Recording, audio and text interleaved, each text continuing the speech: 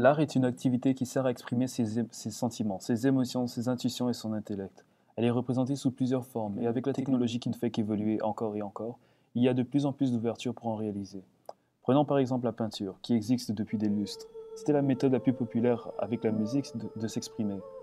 Mais en 1839, un nouveau courant artistique faisait son apparition, le daguerréotype.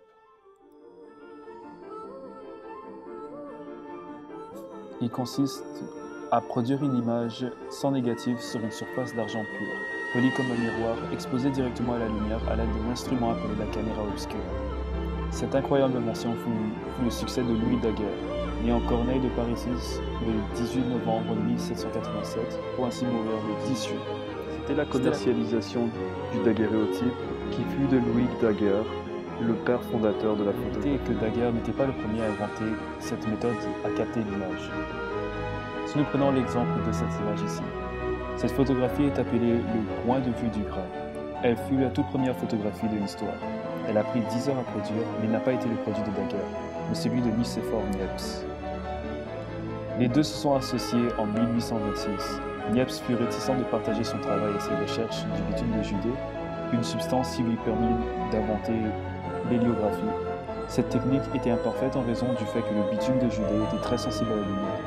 Niepce tomba dans un chômage avant qu'il ne puisse trouver le moyen de stabiliser l'image, ce qui fait que l'image disparaissait après un certain temps.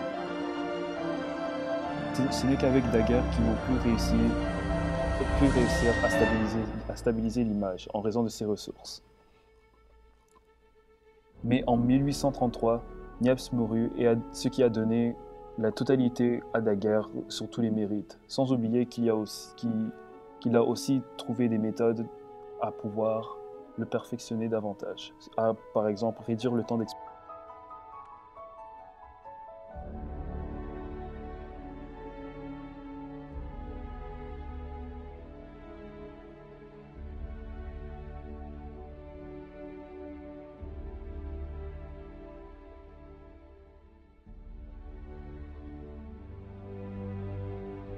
En effet, on passe de 10 heures à 30 minutes. C'est en faisant ainsi qu'il donna sa célèbre citation « J'ai saisi la lumière et j'ai arrêté sa course ». Cette image représente une ruelle à Paris. Elle paraît bien vide, bien qu'elle soit en plein jour, parce que les passants ne sont pas restés suffisamment longtemps pour être captés en image, tous excepté un. En effet, on peut y voir un homme en train de cirer ses chaussures juste devant la rue, ce qui a fait de lui le tout premier être humain à être pris en photo de l'histoire de l'humanité. Le daguerréotype fut fureur de par le monde quand le brevet a été exporté aux nations. Évidemment, car il s'agit de la photographie. Un tout nouveau type d'art qui est comme la peinture, mais en plus réaliste et surtout en 30 minutes. C'est avec ceci que des portraits sont devenus une activité plus amusante que la peinture. Voyez par exemple comme lui. Le tout premier portrait d'homme pris en 1839 par Robert Cornelius, qui lui-même ajouta des modifications et réduisit le temps davantage de quelques minutes. Toutes ces modifications et améliorations ont été le résultat de la technologie de la plaque d'argent couverte d'iode et de l'instrument caméra obscura partagé de par le monde pour que toutes les nations puissent l'améliorer davantage.